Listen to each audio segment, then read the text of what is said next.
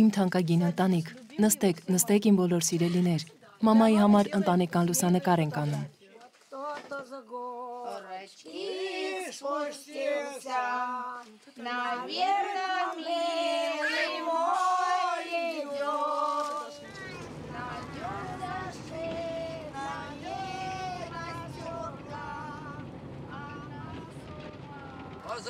Արա, ինչի համար է այս պատերազմը։ Էդ մենք չենք։ Ինչի համար, ինչ պատերազմ։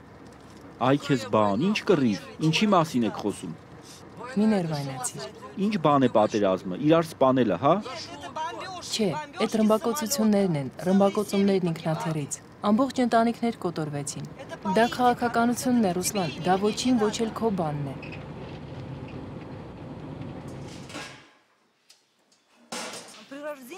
Ծնվելիս մայրս ինձ Զեյնաբ անունն է տվել, ի պատիվ երգչուհի Զեյնաբ Խանլարովայի։ Մայրս նրան շատ էր սիրում,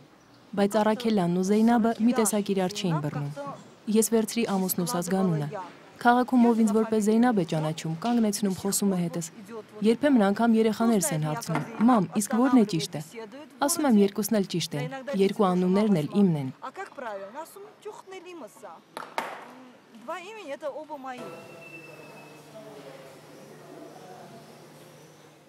Իդեպ, մեր ընտանիքն ինտերնացիոնալ է, սկեսուրս ռուս է, սկեսրայրս ու ամուսինս հայ, իսկ ես ադրբեջանահի։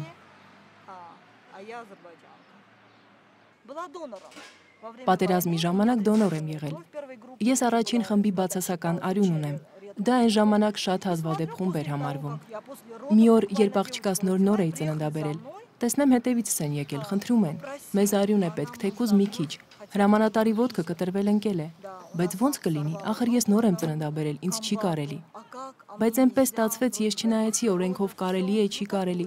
Մարդկային սկզբունքներ այն ժամանակ չէին անցնում։ Պետք էր, ուրեմն պետք էր։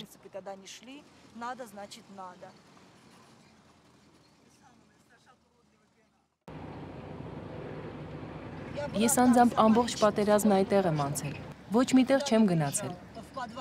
Նկուղում եմ ապրել երեխայի հետ։ Բա ինչ անեինք, չպաշտպանվեինք, ախր նրանք մեր հողը կմտնեին։ Քեզ ինչքան հող է պետք, արի ես քեզ կտամ։ Ինձ ոչ մի բան էլ պետք չէ, ես բնակարան ունեմ, դա ինձ հերիք է։ Ես 50-100-ական հող ունեմ, արի քեզ կտամ, այ քեզ բան, թող Աստված քեզ առողջություն տա։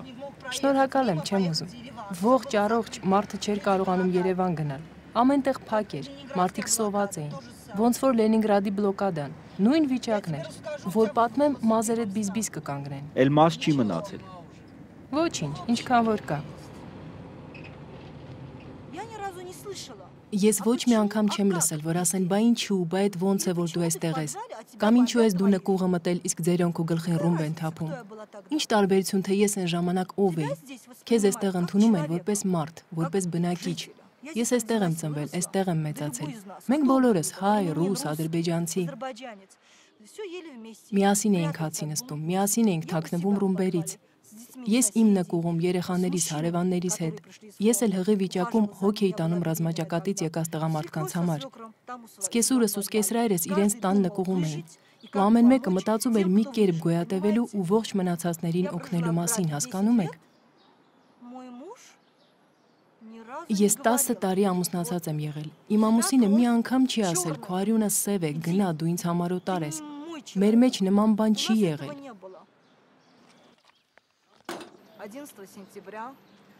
Սեպտեմբերի 11-ին օմոնականներն Արմենին Շուշի տարան։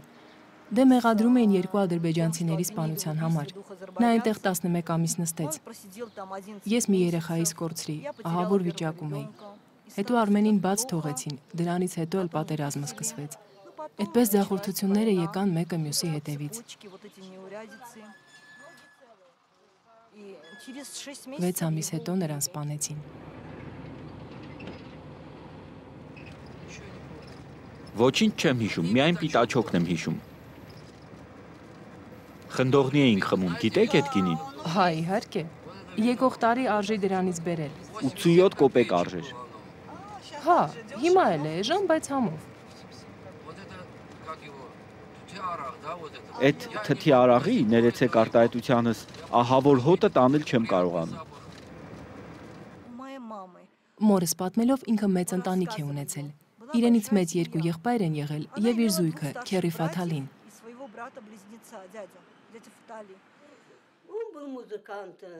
Նա երաժիշտ էր։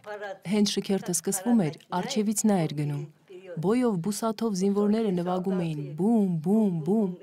իսկ նա առջևից պամ, պամ, պամ, երաժշտության հետ անցնում էին հրապարակով։ Բոլոր երեխաները հրճվում էին, երբ նա նվագում էր։ Իմ քերին, վայ, ոնց էի նրան սիրում, խտացրած կաթ էր բերում, այն ինչ որ ես սիրում էի, պահածո մսով գրեչկայի շիլա։ Այդ բոլորը զինվորական նորապահիկներ էին, քաղաքում այդպիսի բաներ չէին ծախում։ Կգար, կգրկեր, կիրզայի սապուգները կհաներ, գարշահոտ, հոտավետ, ինչ ասեմ։ Հրամանատարի ոտքեր։ Ասում էր ջուր դիր խնդրում եմ, մի քիչ դինջանամ։ 92 թվականն էր, այսօրվա պես հիշում եմ։ Զինվորական մասը սկսեց տեղափոխվել, ու նա հայտնեց, որ ուզում է մեկնել, բայց փոքր աղջկա Օքսանայի հետ։ Նա 89 էր ծնվել, դեռ երեխա էր։ Սվետան ու Ռուսլանն արդեն Ուկրաինայում էին ապրում։ Դա այնքան անսպասելի ու արագ կատարվեց, մենք հազիվ հասցրինք հրաժեշտ տալ։ Արդեն 15 տարի է, ինչ քերիս գնացել է այստեղից։ Ես ուզում եմ Կրամատորսկ խոսել։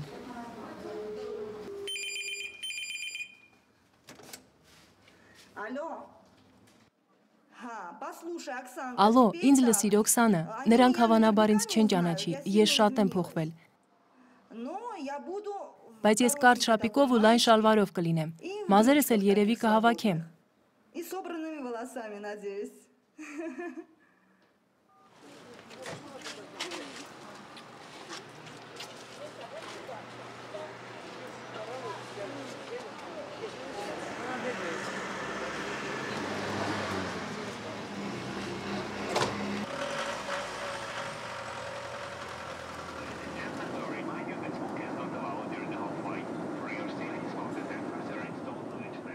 Բա որ չճանաչեմ,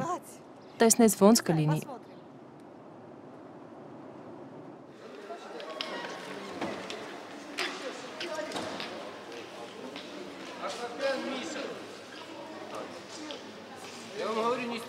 Ես ասում եմ, այստեղ մի նկարեք խնդրում եմ։ Ինձ թույլատրել են։ Ով։ Ես ասում եմ, մի նկարեք, տեսախցիկը ձեռքիցդ կվերցնեմ։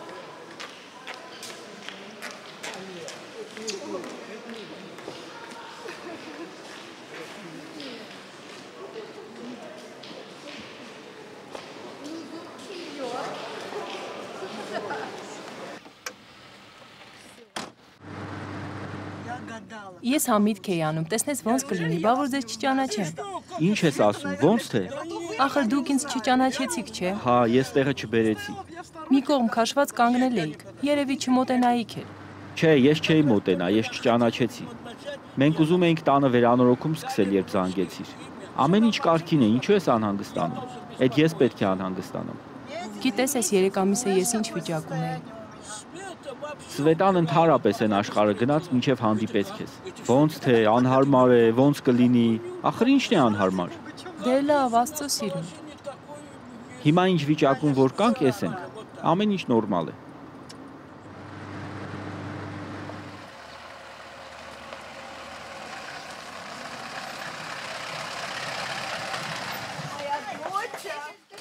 Իմ սիրուն, իմ անուշ։ Վայ Աստված իմ, ոնց ես փոխվել, բայց դեմքդ լրիվ նույնն է։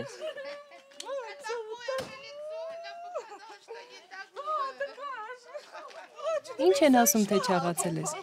Օքսանա, թմբլիկս լաց մի լինիր։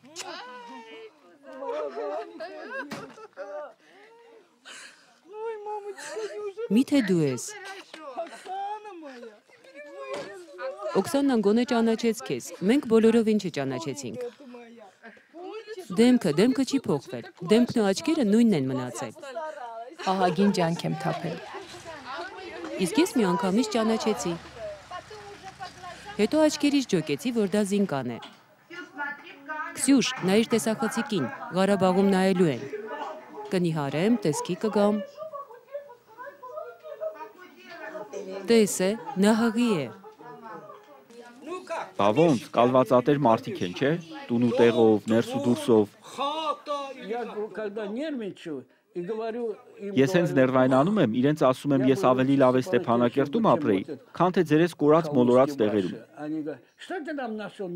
Դրանք էլ ասում են, այնտեղ ինչ ես կորցրել։ Ես էլ ասում եմ, այնտեղ որ լինեիր, արքայության մեջ կապրեիր։ Ես Կրամատորսկում եմ արդեն 15 տարի։ Այն դրախտում ապրածս 40 տարվա հետ որ համեմատեմ, տարբերությունը մեծ է։ Միգուցե ուրիշների համար մեկ է, բայց ինձ համար տարբերությունը շատ մեծ է։ Ես սիրով կապրեի Ստեփանակերտում, բայց որոշ հանգամանքներ կան, որ ժամանակի հետ պիտի հարթվեն։ Իսկ հետո արդեն կարելի է գնալ։ Եվ կգնամ։ Ճիշտ է, արդեն լավ ծերացած կլինեմ։ Ասում էի, չէ, չի հերիքի։ Պետք էր ավելի մեծ ծածկոց առնել։ Իմ խոսքը եւ իմ բարեմաղթանքները ղարաբաղցիներին։ Թող Աստված իրենց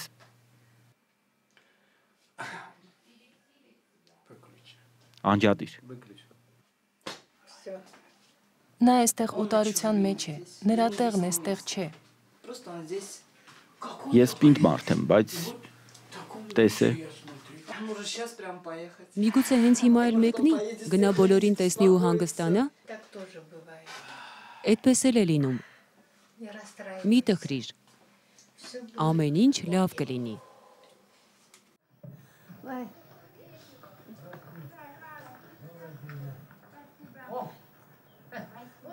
Ճանաչեցի՞ր։ Ռուսլանին եմ ուզում։ Ահա Ռուսլանը։ Բարև։ Բայց դու իրեն ճանաչեցի՞ր։ Ոչ։ Ինչի համար է այդ պաշտոնական վերաբերմունքը։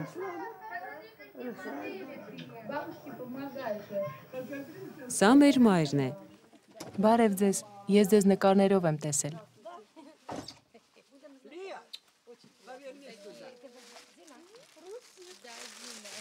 Ռուսիկ,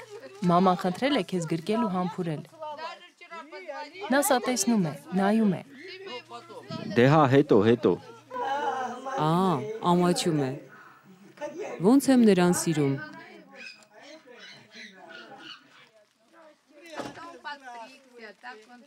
Բարև։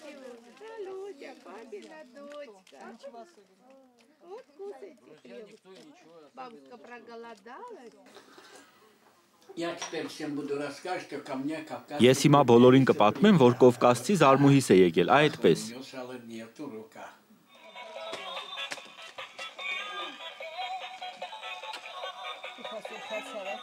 Դե, վերցրու, խաղա։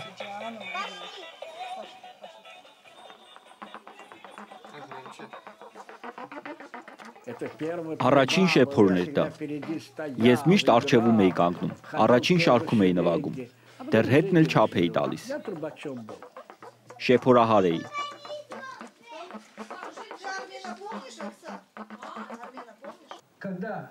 Երբ շքերթն ավարտվում էր, մեր նվագախումբը փակում էր այն։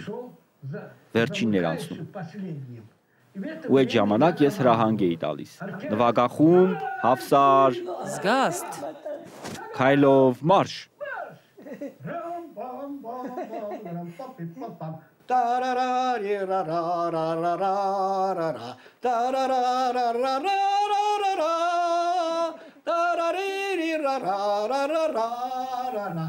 Ու բոլորը քայլում էին մեզ հետ։ Նվագախմբի հետևից ժողովուրդն էր գնում։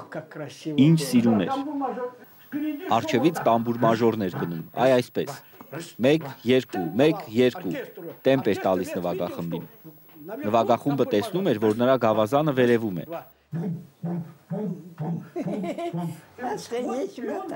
Այսպես։ Տատիկին կողքին նստեցրեք։ Ժամանակն անցնում է ու իրենը տանում։ Ժամանակի հետ մարդիկ այնքան հաշտ ու համերաշխ կապրեն, որ զոռով էլ չես բաժանի։ Մարդիկ կան, որ երևի դրան չեն հավատում, բայց հավատալ պետք է, քանի որ մշտական ոչինչ չի լինում։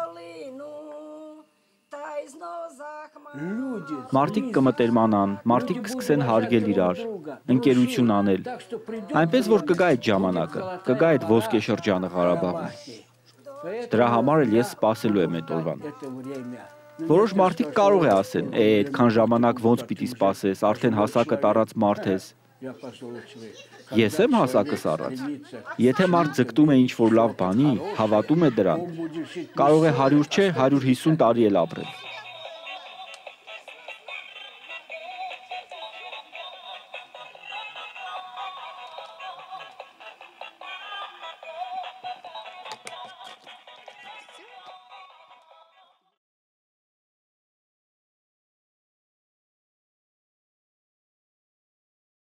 Հիմա դուք հնարավորություն ունեք, ձեր քույրը նայելու է այս ձայնագրությունը։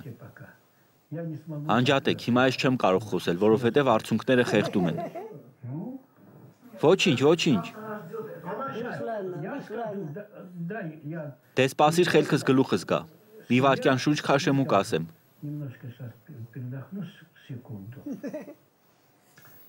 Չէ, չեմ կարողանա խոսել։ Նա հիմա մեզ է նայում։ Ես քեզ շատ սիրում ու հարգում եմ և քեզ ջերմ բարևներ եմ ուղարկում իմ ընտանիքի կողմից։ Եթե այդպիսի հնարավորություն լինի,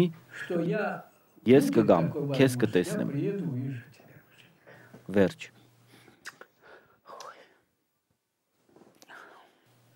Անջատիր, Աստված սիրես, թող ես հանգիստ մի շորի կտոր տուր։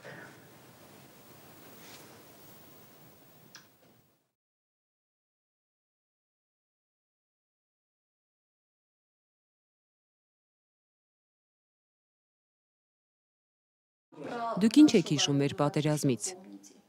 Ես ձեր պատերազմի մասին, մեր մասին։ Դու ով ես, որ ձեր պատերազմի մասին։ 15-16 տարի է անցել։ Դու այն ժամանակ այս քան էիր։ Այդ կռվի մասին ես գիտեմ։ Եղավ։ Ես շատ բան չեմ կարող ասել մեր Ղարաբաղյան պատերազմի մասին, բայց ես այնտեղ 6 անգամ մահվան դուրն եմ հասել։ 6 անգամ մահ եմ տեսել։